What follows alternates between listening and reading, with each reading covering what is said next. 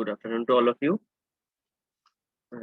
We will wait for 2 or 3 minutes so that all can join, and then we are going to start our class. Okay.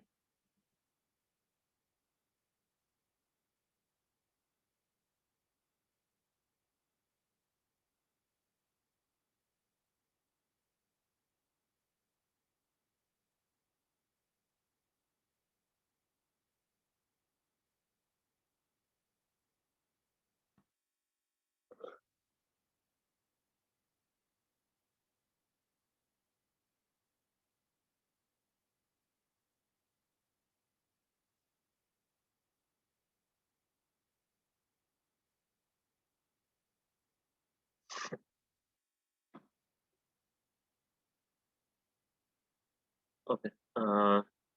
So today we are in our last class we are discussing in the part of MySQL, and we have seen the some basic example of these tables and connections, how to create all of these things queries related. Now, while continuing the last classes, we are discussing about the MySQL fetch array. So we are going to start at that topic, and then due to some reason, I have to stop the class. So MySQL fetch array, it is a function. We know that we can see that it is a function. So this function, this MySQL fetch array functions allows us to retrieve a record from a record set that is returned from executing the MySQL query. So we are trying to fetch some data. We are trying to retrieve some data from a database or a record set database. So in that particular case, we are going to use this MySQL fetch array function. We are going to use this MySQL fetch array function. Here, the record, when we are going to retrieve a record or from the database, the record that is returned by this particular function MySQL fetch array is in the format either in some numerical array or some associative array or both. So in this particular case, we can have a record that should be in the form of either some numerical array or some associative array, or also it can be in a both form. So three type of form by in which we can get this particular data. And if there is no record, so if our query is actually running and if there is no record to be retrieved, then it will return a false value. Then it will return a false value. So here we can see that what is the syntax. What is the syntax of this particular? We can see here that MySQL fetch array, the variable name and result array type. So here in this two part inside the function, two parameters are passing. First one, variable name. Second one, result array type. So MySQL fetch array is the function in which two parameters are passing, that is variable name and result array type. So what are these two parameters? First one, the variable name. It indicates the record. It indicates the record set that is returned from executing the MySQL command using some MySQL query function. So the variable name, it indicates the record set that is returned from executing the MySQL command using some MySQL query function. Fine. And second one, second parameter, it is saying that result array type. Result array type, it is indicating what the type of the array to be returned. So what type the array should return, that is the result array type.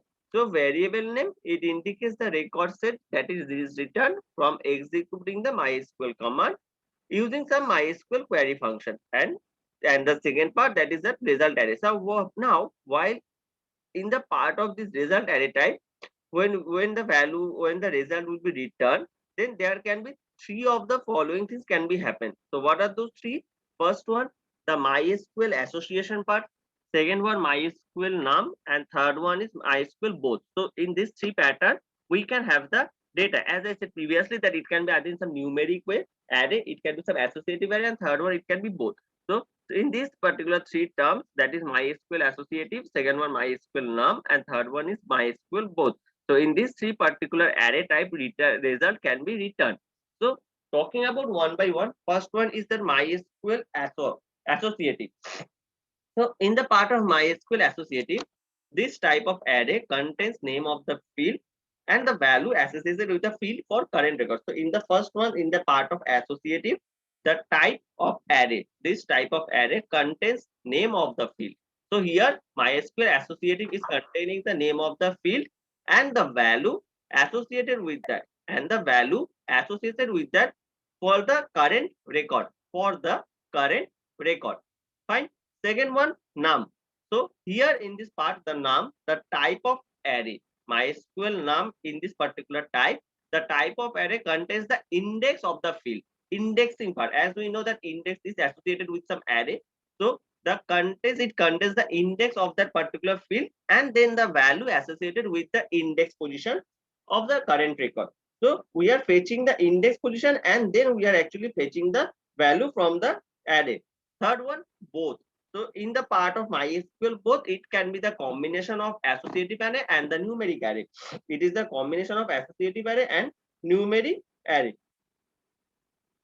So these three particular data type array type result can be written. So here a simple example, we have talked about this example previously. So MySQL fetch associative and then the part of this particular fetched in the record set. So how to go through all the records fetched in the record set, we will see this particular example because in the previous example it is also same. So we are discussing this particular example, that is how to go through all the records fetched in the record. So here we can see an example. That is, we can see in the first, that is the PHP connection is created. Then connection, MySQL connect, and the names are localhost root. These are the particular things. Second one, the database, that is DB. That is the part of DB. Third one, query. So what query it is actually running here? That is select star from product master. So my table is the product master. So we are going to select all the result from the product master. Next, the query result is there. So MySQL query function, it is actually then the query and the connection. So what query have been made and related to which connection have been made. Now there is a condition while the answer MySQL fetch associative. So here we are trying to fetch the associative array result. So the result will be converted into the term of MySQL fetch associative. So while my answer will be associated or answer will be retrieved in the form of associative array.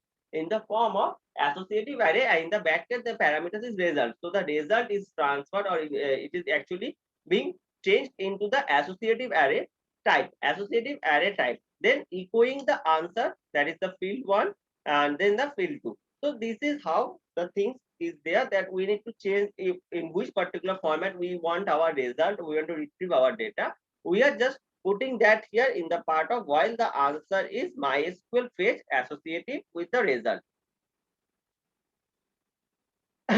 Next, another part, it is here, that is our num rows, MySQL number of rows.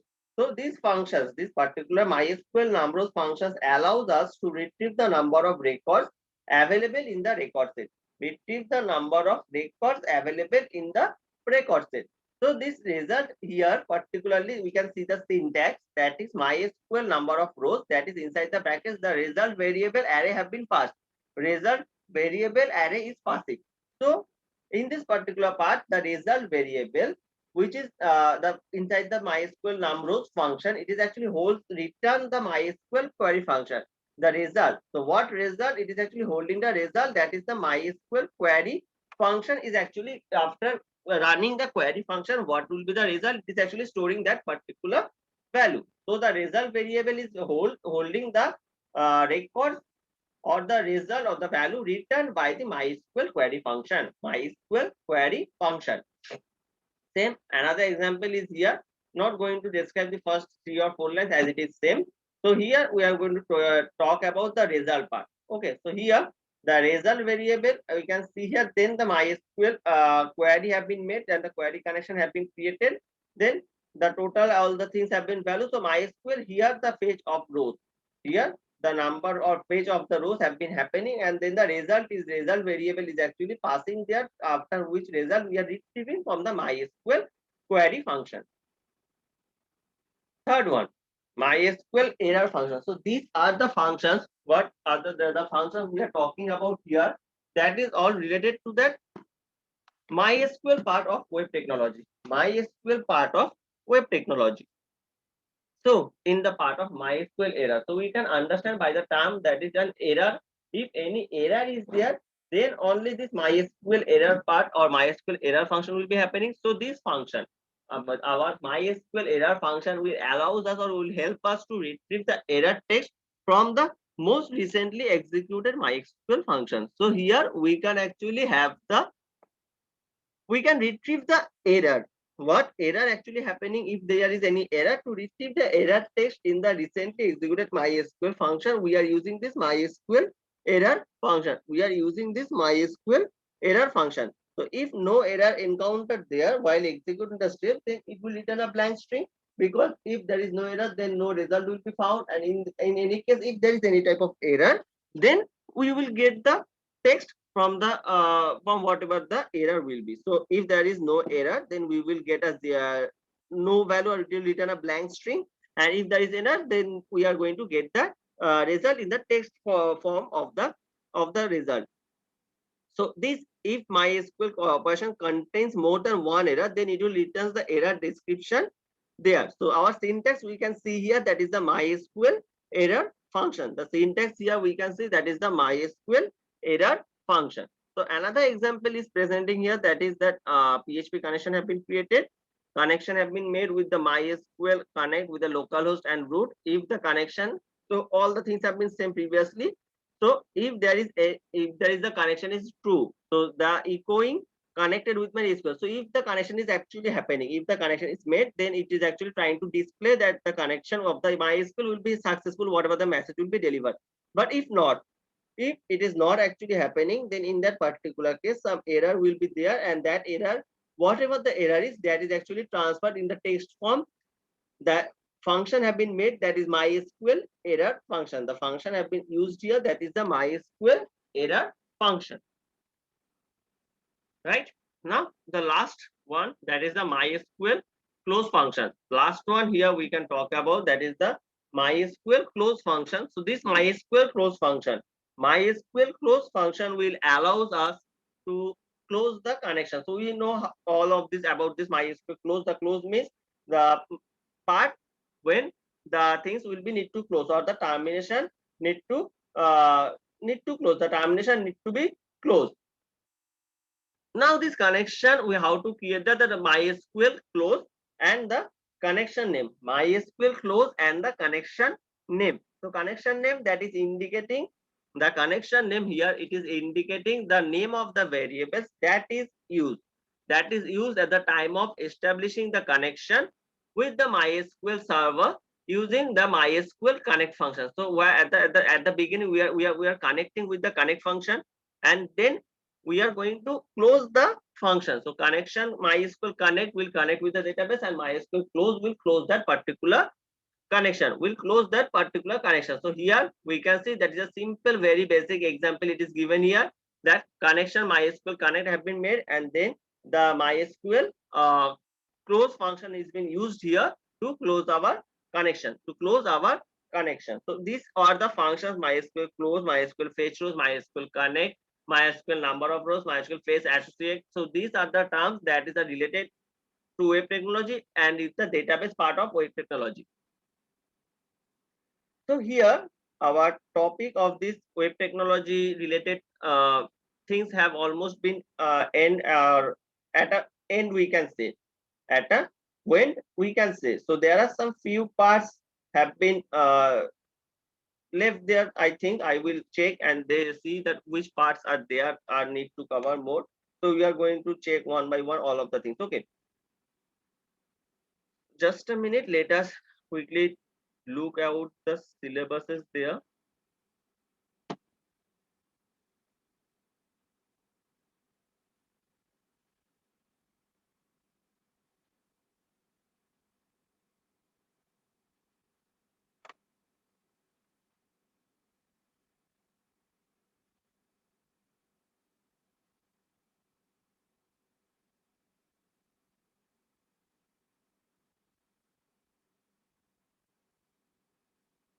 Okay, just a minute, I'm going to stop the share screen.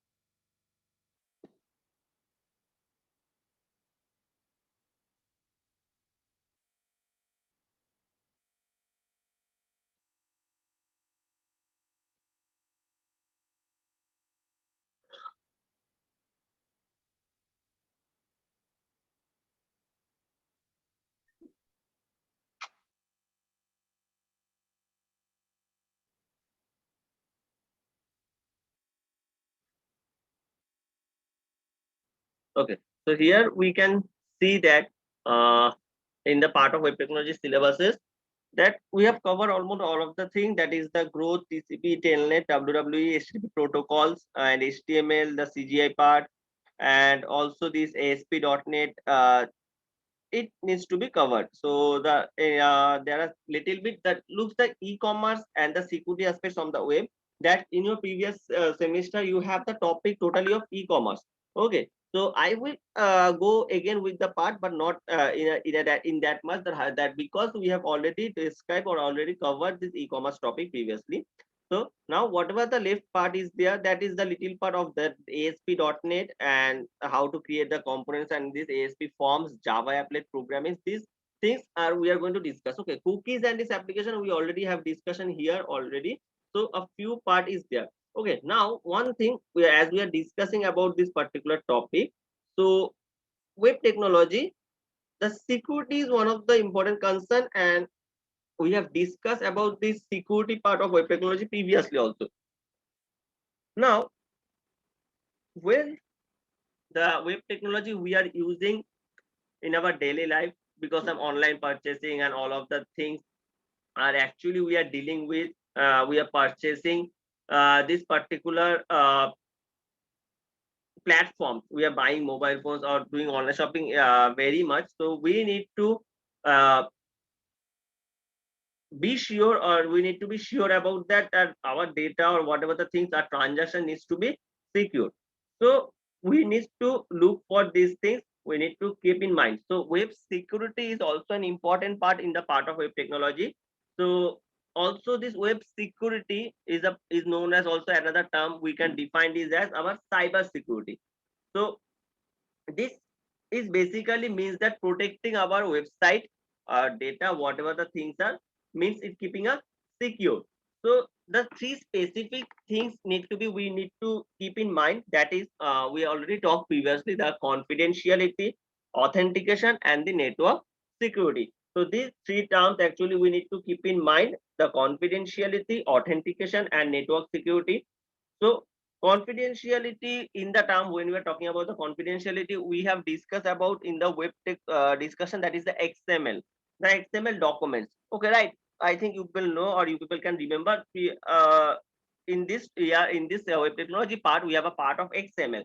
So this confidentiality is, the XML is helping here. So the client, what is happening in the part of confidentiality, the client sends an XML request. So here the XML documents comes into the scenario. The XML documents, client sends an XML documents to the server and ensuring that the communication remains confidential. So this XML documents is actually making a move to make the confidentiality part secure. So this web service consist of chain of application, because many application we can go through in the part of web technology. So we need to be very careful when we are dealing with. So the service of the security we need to be keep in mind. So the securities need to keep in mind.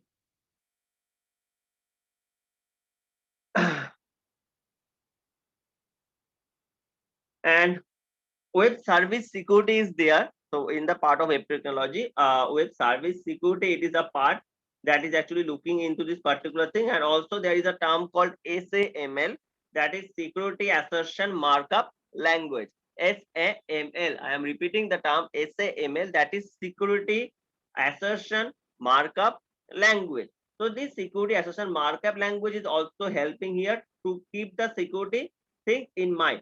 So now we know a little bit of the things of web technology and all of these particular things.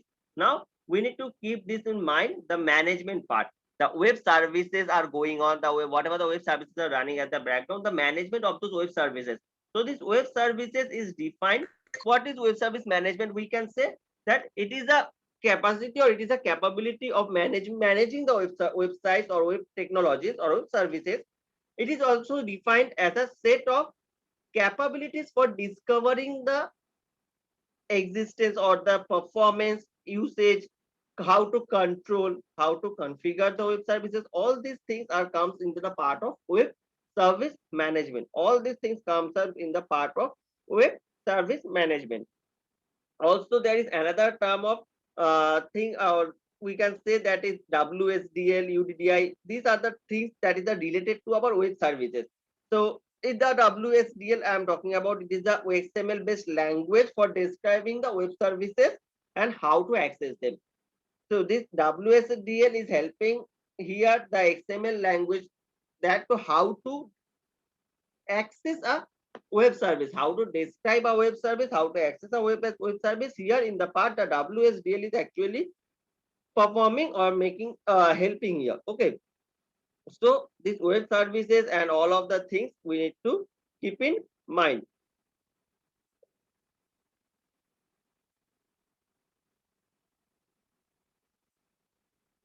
So nothing much more is actually left here in the part of web services. So here our topic of web services, and means the web technology services, is actually ending.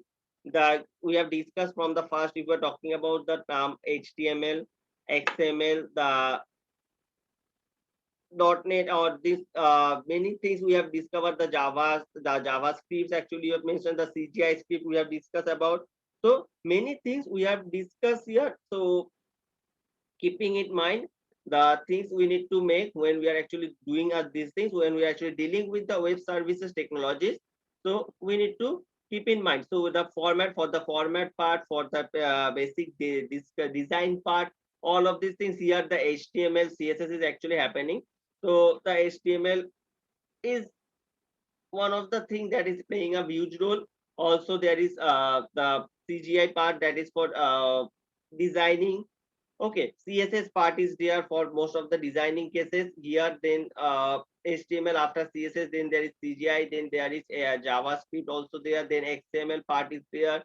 Okay, so all of these things are part of the web technology, or to protection also is a part of web technology. We need to protect our web services, all of these things. Okay, so here our topic of this particular web technology is actually ending up. Okay, now what are the leftover part? That is, I have already say the ASP.NET. So if we are talking about this ASP.NET, so ASP.NET, it can be used as a design purpose or to make a website.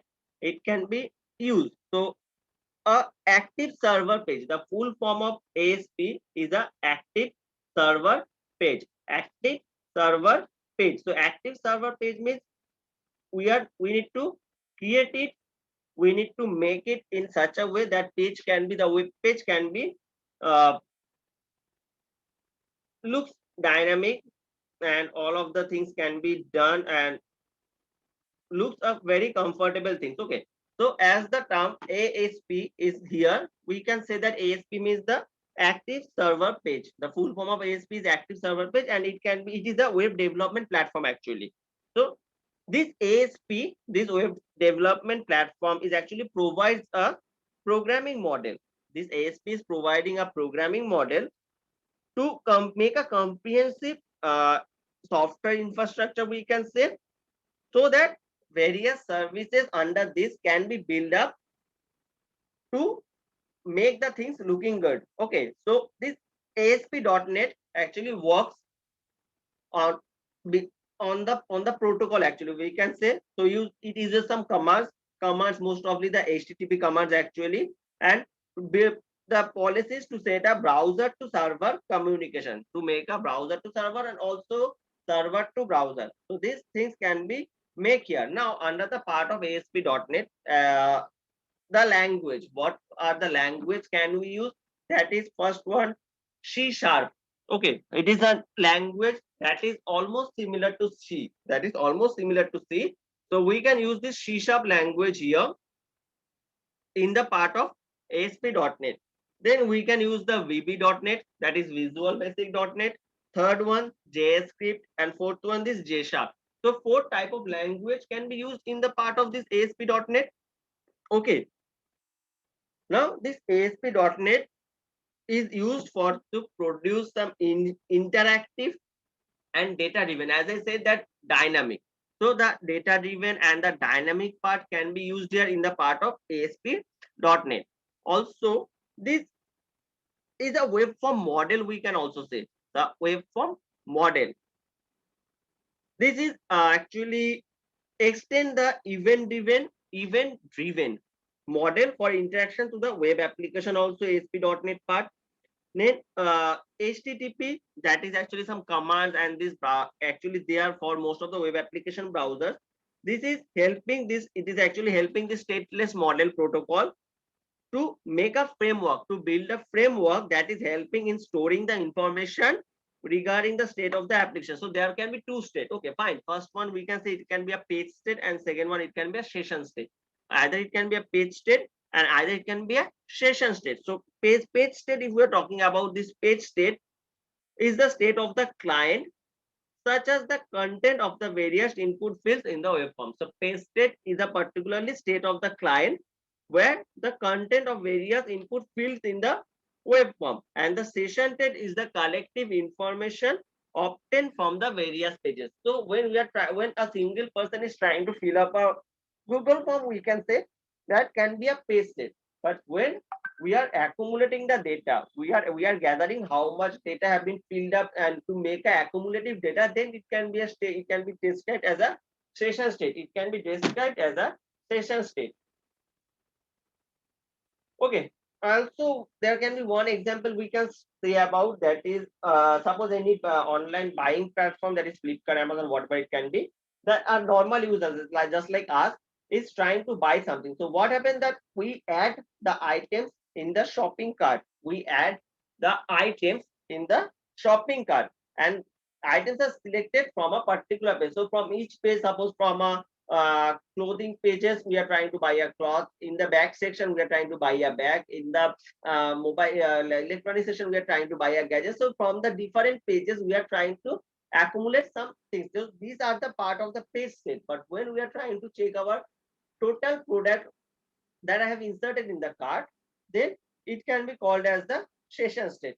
So this is the particular thing. So these items page and the total collected items are shown in the cart page.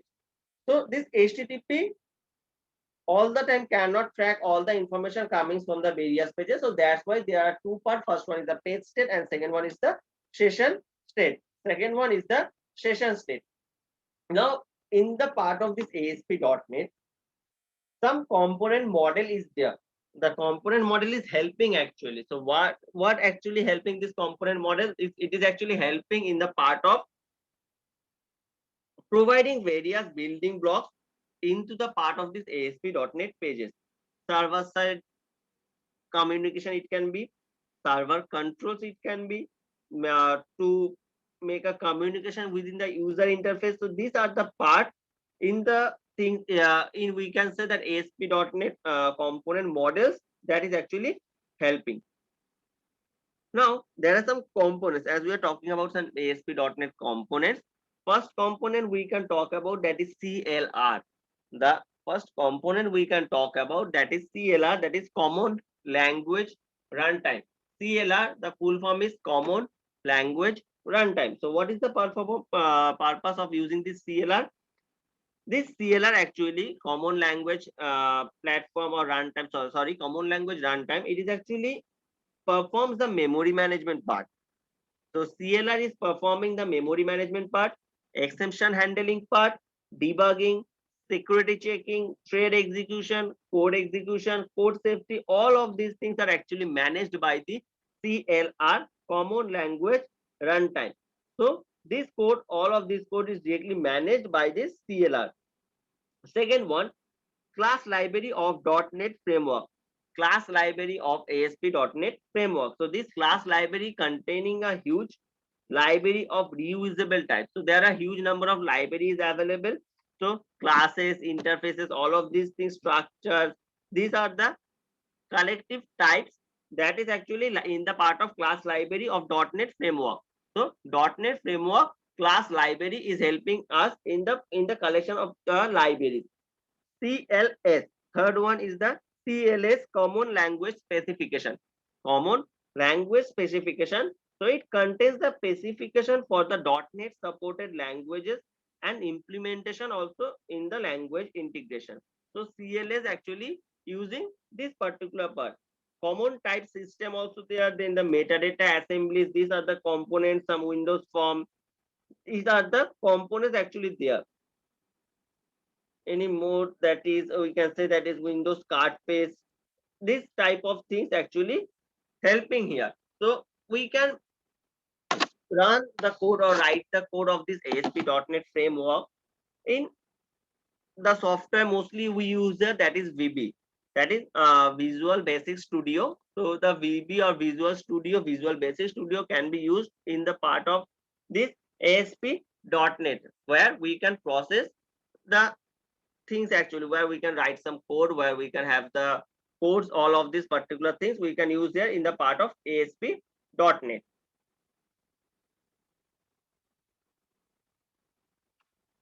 Okay, so these are the basic information or introduction to ASP.NET we can talk about. So here in the part of ASP.NET, when we are actually trying, if I'm just giving us some little more information about this ASP.NET, that if we are trying to make a project to build something in the ASP.NET, so it contains some files. It contains some files actually that actually created by us. First one, the page file. There can be certain page files. So all the extension of the page files will be .aspx, .aspx. So all the extension format for the page file, that is .aspx.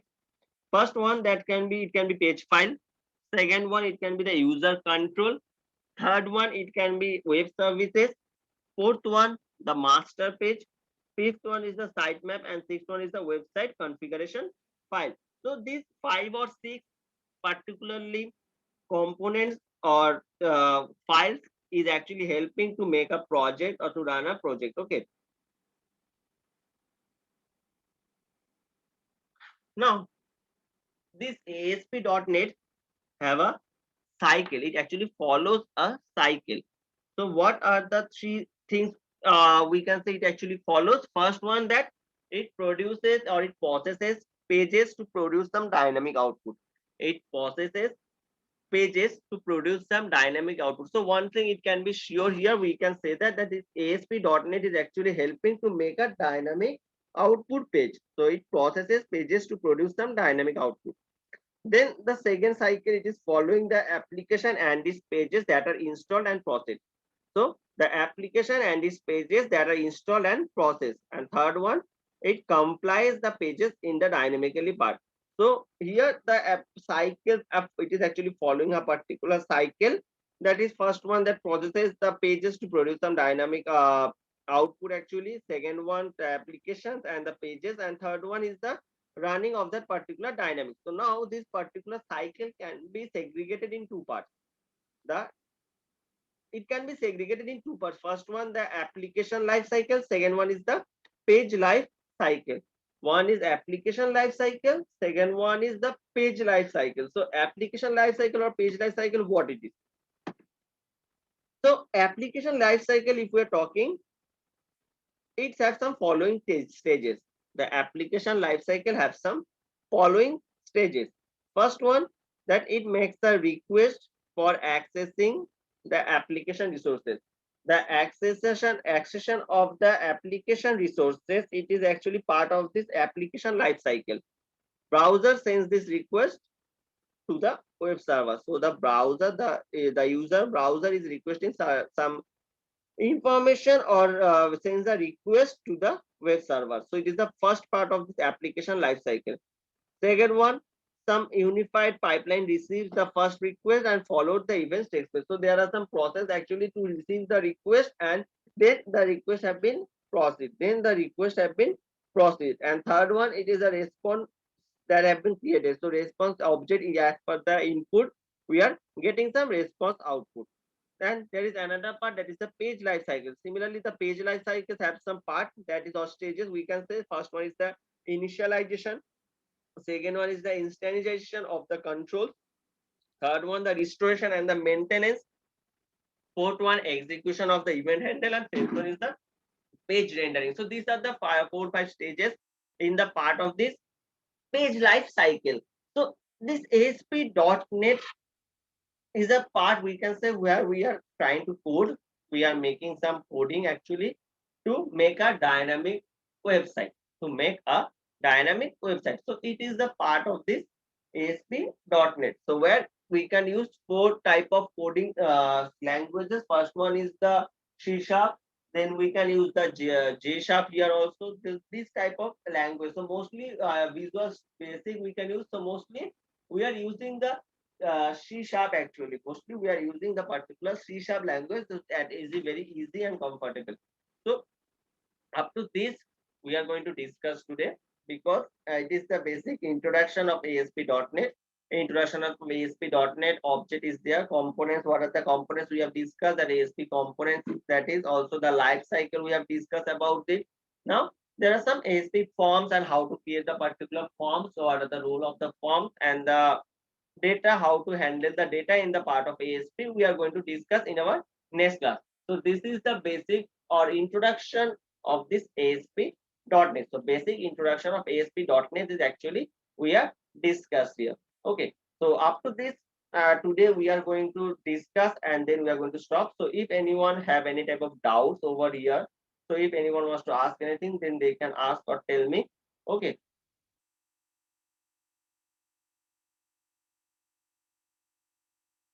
By the time one thing is that if anybody have the contact of Juvraj Pandey, so contact him and tell him to call me. Okay, I have also informed in the group, but till now Juvraj did contact me.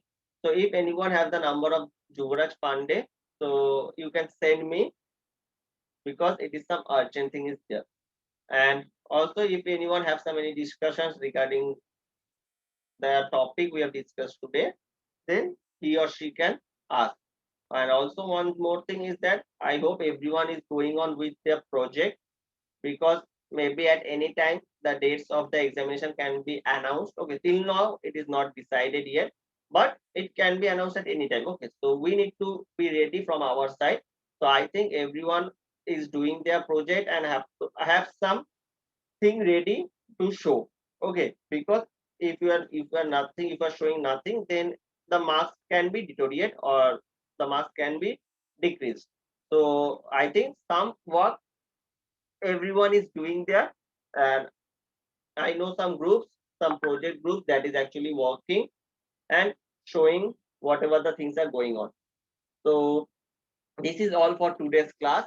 So if anyone have any doubts or any queries, then they can tell me, and otherwise I am going to end the classes. And also if anything comes up your mind or any doubts is there, then they can tell me, and also share me the number of Yuvraj Pandey. So anything anyone wants to say or ask?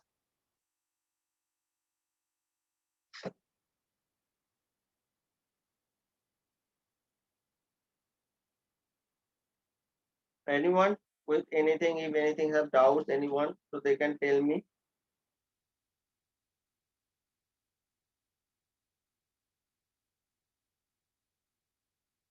Okay, so I think nothing is there. So thank you all for joining into the session and take care and stay safe in your home. Okay, so thank you all for joining into the session.